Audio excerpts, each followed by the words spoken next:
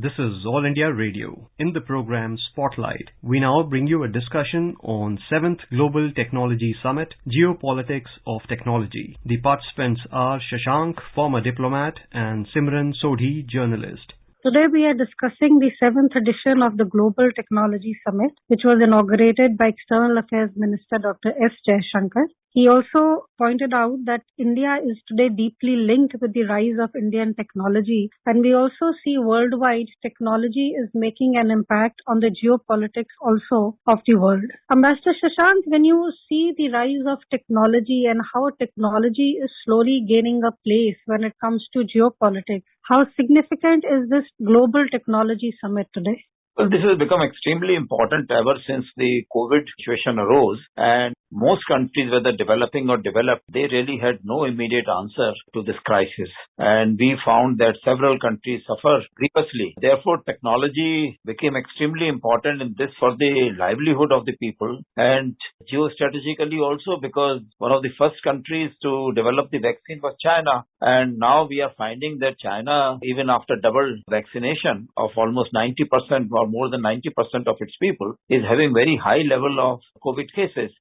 Whereas in India, we also had the 90% of the double vaccination, and the cases are only in the range of 400, 500. So therefore, for the livelihood of the people, for the geostrategic environment, and for the future of the mankind, I think this technology has become very important, particularly on the pharmaceutical side and vaccine side. The other one, of course, is because of the war in Ukraine, and before that in Afghanistan, that we are finding that in Afghanistan, that had become the center for spreading terrorism all over the place. And in Ukraine, it is all the weaponry which is being used, and still there is no answer, no end to the fighting there. And therefore, we find that more and more countries are getting sucked into the problems which are arising due to the Ukraine crisis.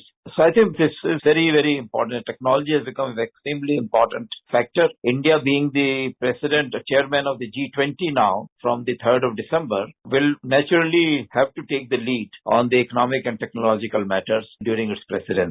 Ambassador Shashank, we see that this 3-day summit is India's annual flagship event on geotechnology, and it is co-hosted by the Ministry of External Affairs. The theme for this year's summit is Geopolitics of Technology. And we saw the address that the External Affairs Minister made today morning. And he interestingly also stressed the fact that data today is the new oil. And there are strong political connections are inbuilt into technology. So this fact that data is the new oil, and this is something, we've been reading also in the recent past. How much of a depth would you give this fact that as the world evolves and we are becoming much more technologically dependent from our smartphones to the way we travel, how much do you think does India need to take this into consideration as we move forward? That tomorrow what we face is data is the new oil, and how does India prepare for that change which is happening geopolitically? Well, it does sound very important and interesting that now new challenges are there, and oil in many ways is replaced by data for the safety, security of the world and for geostrategic matters. But the point remains that oil still remains important, even though we say that the carbon emissions have increased and they need to be controlled for environmental protection. So therefore, oil still remains important for countries like India. Coal also remains important. We have to find clean coal technologies. The data means it has a very comprehensive kind of a picture, because you have the artificial intelligence, you have the Internet of Things, and you have the new technologies which are arising all over the place, but there are weaknesses. For example, the AIIMS, the All India Institute of Medical Sciences, that for last 5 days, their systems have been hacked and somebody is demanding 200 crore rupees. So therefore, when you have the data as the modern weapon, it acts as both a weapon as well as a tool for empowering people. I mean, if you see that during COVID crisis, India had taken advantage of the data technology, and we had come up with the UPI payment system. We had also developed the COVID vaccine certificates. We have our Aadhaar card verification. So these are all data related technologies where we have made tremendous progress. But on the other hand, there are weaknesses also, because as we are developing technology, on the other hand, there are these hackers and people many times, they might be sitting in the dark web becomes very important, where a lot of information is available about drug supplies, about weapon supplies, and about hacking various instruments, various platforms. Ambassador Shashank, we also see that the External Affairs Minister, when he spoke today, he said that we have to stop pretending that there is something neutral about technology. Technology, he said, is no more neutral than economics or any other activity. And he said that the fact is more and more things are technologically driven, and we have to understand that there is a very strong political connotation that is inbuilt into technology. So do you feel technology is not neutral, as he points out, and especially when we look at the example of China? Because we have seen that China has progressed very fast when it comes to the new technologies, as we call them, for example, 5G. And China is also using it to its own advantage. It is not really letting technology evolve in a neutral sense or where it is a winsome game for everyone. Well, China, I must say that they have made a progress on 5G technology, not only developing the technology, but also implementing it on a commercial basis. So therefore, they have become almost the number one country in spreading 5G technology platforms all over the country. And they have been able to carry out experiments with regard to their space programs, with regard to medical surgeries at long distances, also in transportation and other infrastructure development. So there are many things where Chinese have made a tremendous amount of progress.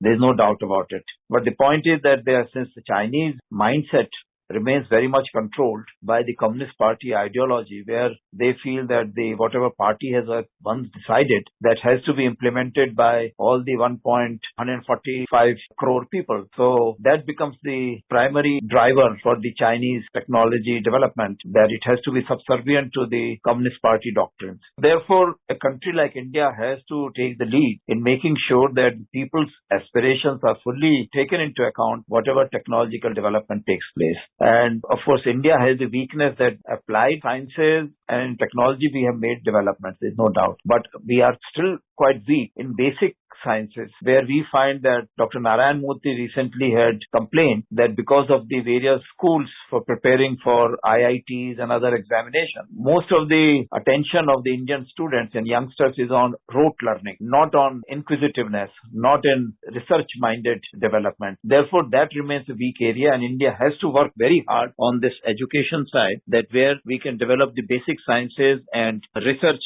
facilities. And then, of course, applied technology also has to be then given full support by getting the support of the legal side, the protection of the patents, and of the finance and contributions. So whatever incubators, etc., we can develop, we should really work hard on developing these incubators.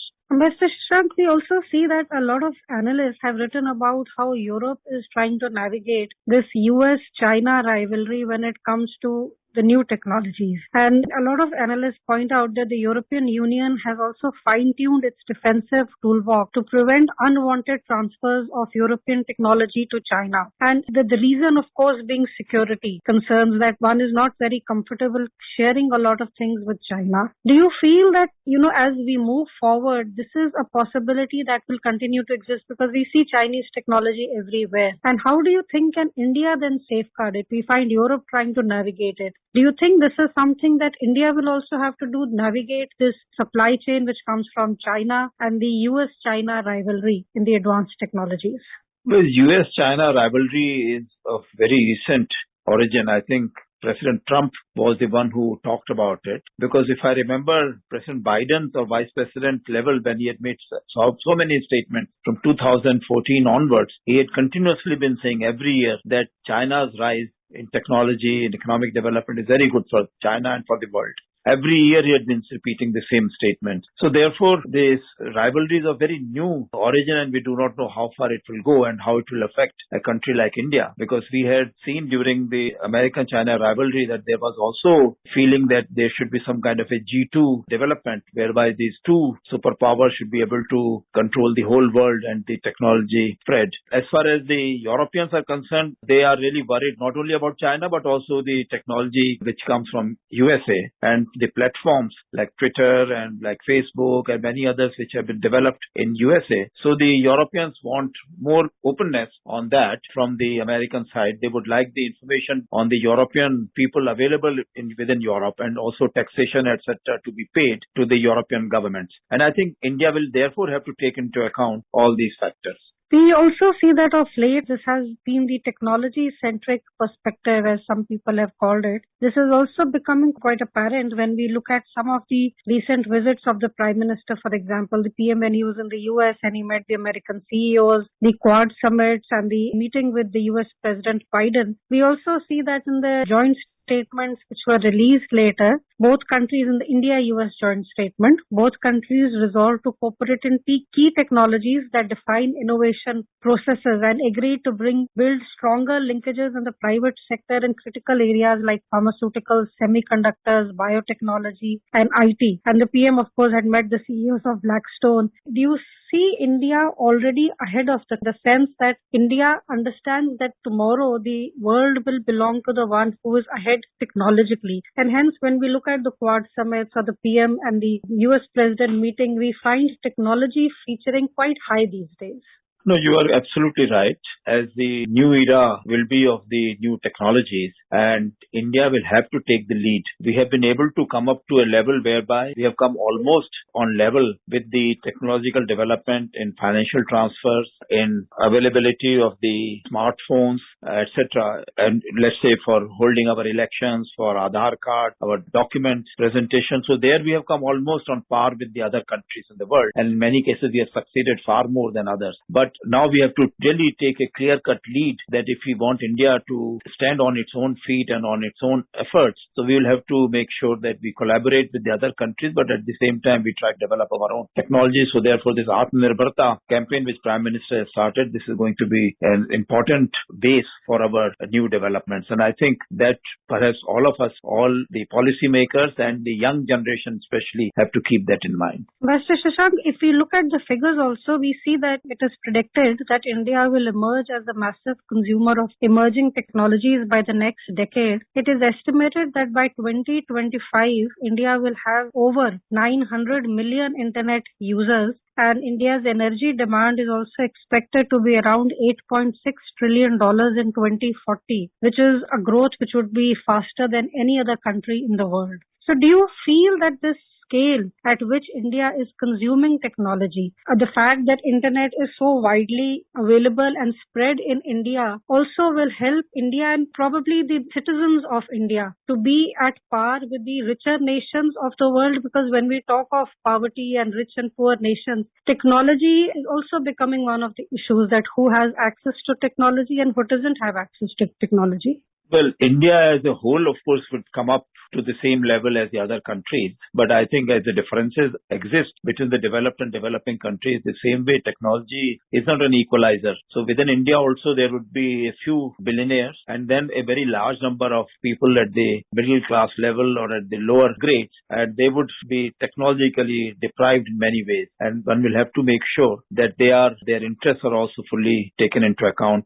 by the government. So government will have to act as the regulator or as the facilitator for bringing about equity in the spread of technology and in the upgradation of the education and being familiar with the new technologies among the large masses of the country. We also see that India is sometimes also referred to as a latent technological power because of the immense contribution of the diaspora which shapes the global innovation processes, and it is expected that this will increase with time. With these comments, we bring today's discussion to an end, and we hope to continue our coming discussions on this topic and other similar issues. Thank you. Yeah, I thank you. You were listening to a discussion on the 7th Global Technology Summit, Geopolitics of Technology. The participants were Shashank, former diplomat, and Simran Sodhi, journalist. This program was produced and presented by the News Services Division of All India Radio. You can listen to it on our mobile app, News on Air. This program is also available on our YouTube channel, News on Air Official. You may email your opinion about this program at airnsdtalks@gmail.com.